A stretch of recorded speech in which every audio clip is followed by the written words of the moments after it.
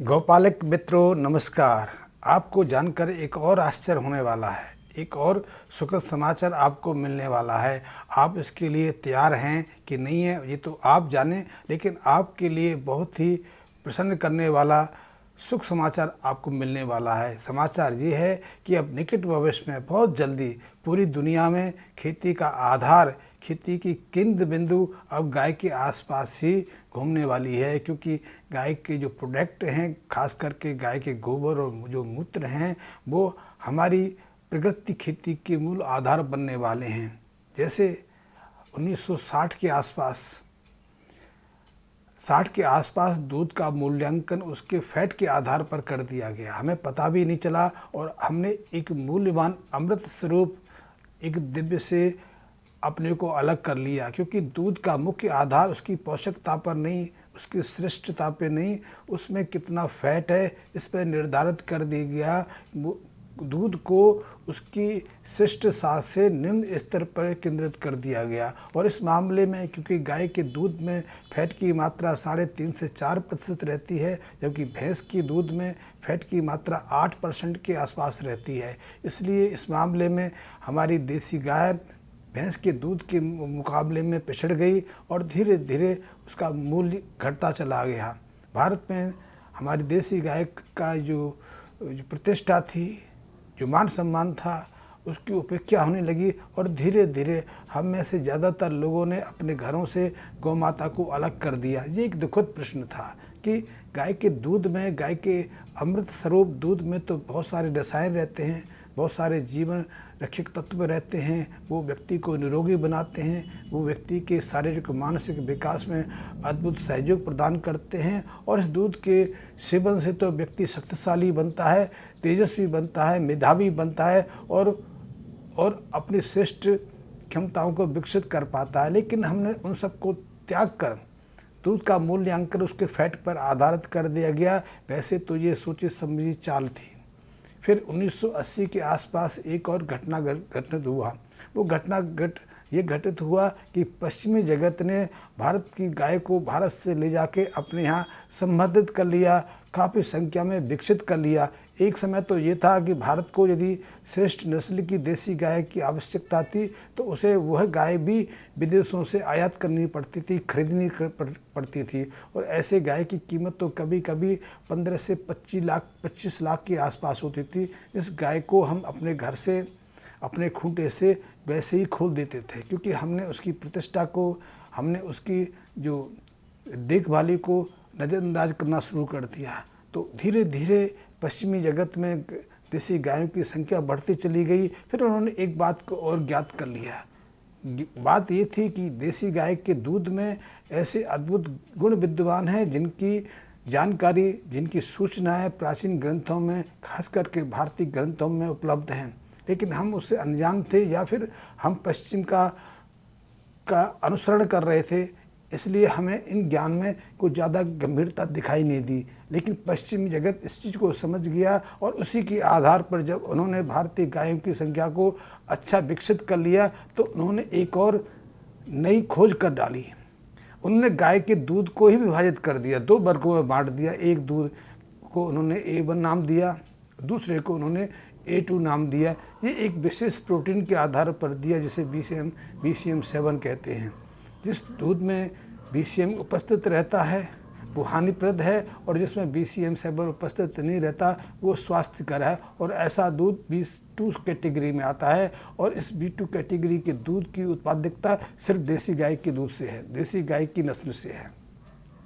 तो उन्होंने देसी गाय को, भारतीय गाय को कहने की अपेक्षा उसको A2 दूध देने वाली गाय कह दिया। ये भी एक सोची समझी चाल थी, लेकिन उन्होंने गाय के दूध को विभाजित कर दिया, 2 वर्गों में बांट दिया। और क्योंकि उन्होंने अपनी गाय के A1 दूध के परिणाम देख लिए थे, वो स्वास्थ्य विनाशक परिणाम थे। उसके कारण उनके समाज में कई तरह की बीमारियों का प्रचार प्रसार बहुत तेज़ी से बढ़ता चला जा रहा था। हृदय संबंधी रोग, ऑटिज्म, कैंसर, डायबिटीज़, ना जाने कौन कौन सी बीमारियां उसमें विकसित होने लगी थी। बच्चे असंस्कारित हो रहे थे, बच्चों में कई तरह की बुद्धिहीनता की शिकायत डेवलप हो रही थी। इसलिए उस दुष्परिणाम के कारण उन्होंने अपने समाज में, अपने देशों में अपनी गाय का दूध ही प्रतिबंधित कर दिया। लेकिन उन्होंने एक और तरीका खोज लिया। उन्होंने स्वयं अपने समाज को तो दूध से अलग कर लिया, लेकिन दूध का व्यापार शुरू कर दिया। अब वो अपने गाय के दूध को, चाहे वो पाउडर बना के, क्रीम बना के, घी बना के, नाना प्रकार के रूप प्रदान करके अब उसका व्यवसाय करने लगे, उसका निर्यात करने लगे। और भारत जैसे तमाम देशों को उन्होंने व्यापार की मंडी बना लिया। चाहे उनको तो पैसा चाहिए, चाहे उसके प्रयोग से कहीं की भी संतानें, कहीं के लोग बीमार पड़ जाएं, तो ये एक चाल सुनी।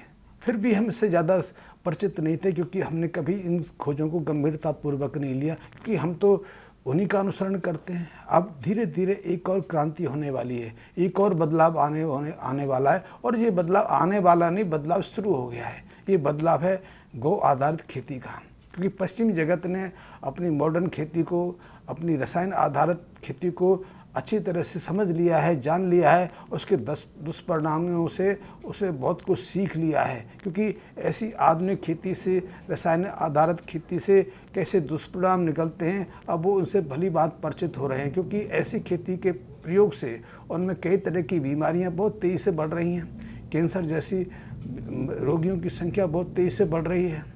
इसके अलावा क्लाइमेट चेंज आ रहा है, ग्लेशियर पिघल रहे हैं, मौसम का कोई पता नहीं, कहाँ बरसात होगी, कहाँ बरसात नहीं होगी, इसकी कोई जानकारी नहीं, कहाँ बाढ़ आएगी, कहाँ सूखा पड़ेगा, कहाँ तूफान उठेगा, इस संबंध में भी कोई निश्चित सटीक जानकारी अब हमारे पास नहीं है, क्योंकि हमने मौसम को ही बदल दिया है। और इस सब के पीछे एकमात्र कारण है रसायन आधारित खेती का।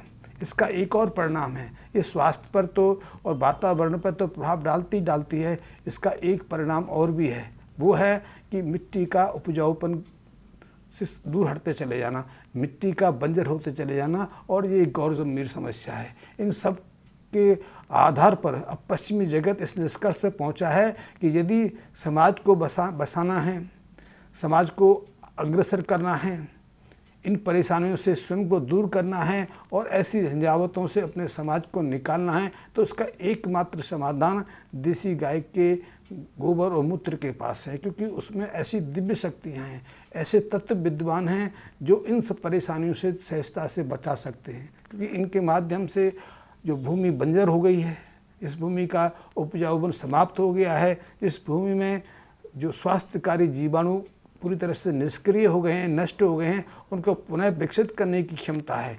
इसी गाय के गोबर और गौमूत्र में ऐसे रसायन, जीवाणु और ऐसे तत्व विद्वान हैं जो किसी भी बंजर भूमि को पुनः उपजाऊ बना सकते हैं। उपजाऊ नहीं बना सकते, कई तरह की बीमारियों से सुरक्षित भी रख सकते हैं, फसलों को लहराने में मदद कर सकते हैं, मिट्टी की उर्वरता को पुनः सामान्य स्तर पर ला सकते हैं। इनमें बहुत सारे अद्भुत गुण हैं। और इसीलिए अब पराजीवाणुओं को लेकर पश्चिमी जगत में बहुत गंभीरतापूर्वक प्रयोग चल रहे हैं। अब वो उन पराजीवाणुओं के माध्यम से अपनी खेतों की भूमि को अधिक उपजाऊ बनाने के प्रयास कर रहे हैं। जिस भूमि को उन्होंने रसायन आधारित खादों से बंजर बना लिया, विषैला बना लिया, जहरीला बना लिया, और उसके परिणाम जब सामने आने लगे तो अब उन्होंने उसी जहरीली भूमि को पुनः जहर मुक्त करने के लिए, उसकी उर्वरता को सामान्य स्तर पर लाने के लिए देसी गाय की मदद लेनी शुरू कर दी है। शायद आपको जानकारी नहीं, क्योंकि अभी भी आप भुलावे में हैं, आप विस्मय में हैं, या आप सिर्फ काल्पनिक सोच में हैं, क्योंकि अब टेक्नोलॉजी बहुत तेज़ी से आगे बढ़ रही है। अब गोबर का संपूर्ण आकार उन्हें नहीं चाहिए, अब गोबर के वो महत्वपूर्ण चीज़ें चाहिए जो हमें खेती में मदद कर सकें। वैसे संपूर्ण गोबर ही महत्वपूर्ण है, लेकिन यदि उसको अलग अलग भागों में बांट लिया जाए तो इससे गोबर की उपयोगिता बढ़ जाती है। यदि खाद के रूप में गोबर का प्रयोग करना चाहते हैं तो खाद के रूप में गोबर के सेलुलोज हिस्से का कोई महत्व नहीं है, क्योंकि ये सेलुलोज जब तक ह्यूमस में नहीं बदलता तब तक वो खाद का रूप प्रदान नहीं कर सकता। खाद के लिए गोबर का, पूरी तरह से गोबर का ह्यूमस में बदलना बहुत महत्वपूर्ण है। खाद के लिए गोबर में नाइट्रोजन, पोटाशियम, फास्फोरस के साथ में 15-20 जो अन्य खनिज हैं उनके विद्यमान, उनका स्तर भी सामान्य होना बहुत ज़रूरी है। तो ये स्तर, ये तत्व, ये खनिज पदार्थ उसके तरल भाग में रहते हैं, ना कि उसके ठोस भाग में। तो ठोस भाग की अपनी उपयोगिता है, तरल भाग की अपनी उपयोगिता है, और फिर इन तत्वों के अलावा भी गोबर में ऐसे जीवाणु रहते हैं जो बहुत अद्भुत हैं, बहुत तरह के प्रभाव दिखाते हैं। तो इन जीवाणु को अलग करके उनका भी उपयोग किया जा सकता है। ऐसे प्रयोग चल रहे हैं कि इन जीवाणुओं के माध्यम से भूमि की उर्वरता को बढ़ाया जा सके, भूमि में नाइट्रोजन की, एक्टिव कार्बन की, पोटाशियम फास्फोरस की परसेंटेज है, इस तरह इसको बढ़ा सकें, ज़मीनों को पोरसता प्रदान कर सकते हैं। ज़मीन हमारी पानी को सींचने की, पानी को अपने साथ बंधक रखने की स्थिति में आ जाए, उसकी कठोरता, उसकी हार्डनेस समाप्त हो जाए, उसका पीएच जो गड़बड़ा गया है वो सामान्य स्तर पर आ जाए। क्योंकि यही चीज़ें तो हैं जो अच्छी फसल के लिए बहुत महत्वपूर्ण है। यदि आप इन खबरों से वंचित हैं, इन खबरों के नहीं जानकारी नहीं रखते, तो एक तरह से आप अज्ञात संसार में हैं। क्योंकि धीरे धीरे ऐसी क्रांतियाँ, ऐसे परिवर्तन होते रहते हैं, और जो चीज़ हमारे पास है, जिस चीज़ की जानकारी हमारे पास है, जिस चीज़ के स्रोत हमें हैं और हमें पता ना हो, ये तो फिर हमारे दुर्भाग्य की निशानी है। तो दुर्भाग्य को खोल सकते हैं। इस क्रांति से, इस नई विचार से, इस नई शुरुआत से हम भी फ़ायदा उठा सकते हैं, और वो मित्र तो निश्चित रूप से फ़ायदा लाभ उठा सकते हैं जो गाय के पालन में, गाय के रक्षा के कार्य में या गौ पालन के क्षेत्र से सीधे सीधे जुड़े हुए हैं। यदि आप उनमें से हैं तो निश्चित रूप से इस नई सोच से, इस नई खोज से आप भी लाभ उठा सकते हैं, अपने को अच्छी स्थिति में ला सकते हैं, और इसके साथ में गाय पालन के, गाय रक्षा के कार्य में अपनी महत्वपूर्ण भूमिका को अमर कर सकते हैं। ये बहुत महत्वपूर्ण खोज है, ये बहुत महत्वपूर्ण सूचना है कि निकट भविष्य में हमारी गाय स्वास्थ्य के अलावा, हमारी आर्थिक स्थिति के अलावा खेती का भी मूल आधार बनने वाली है। खेती की मूल जो केंद्र धुरा है वो गाय माता के आसपास ही घूमने वाली है, क्योंकि गाय माता में वो सारी क्षमता हैं जो प्राकृतिक खेती को उस स्तर पर ला सकें। यहाँ हमें किसी रसायन आधारित ना खाद की ज़रूरत पड़ती है, ना किसी रसायन आधारित कीटनाशक की ज़रूरत पड़ती है, ना पेस्टिसाइड की ज़रूरत पड़ती है, ना हमें माइक्रोन्यूट्रिएंट्स प्रदान करने की आवश्यकता रहती है, क्योंकि ये सारी चीज़ें गाय माता के गोबर और गौमूत्र में सहजता से उपलब्ध रहती हैं। जब गाय के गोबर को मूत्र के साथ में, दही के साथ में, राख के साथ में मिश्रित कर दिया जाता है, तो इन सब की क्षमताएँ, इन सब की सामर्थ्य बढ़ जाती है। ये क्षमता सिर्फ गौ माता के इन्हीं पदार्थों के पास है। किसी दुनिया की ऐसी कोई चीज़ नहीं यदि उनको मिला दिया जाए तो उनकी क्षमता 2 गुना हो जाए, 3 गुना हो जाए। लेकिन गाय माता के इन द्रव्यों में ऐसी अद्भुत क्षमता है कि यदि इनको मिश्रित कर दिया जाता है तो इस मिश्रण से उनकी क्षमता उतनी गुना बढ़ जाती है।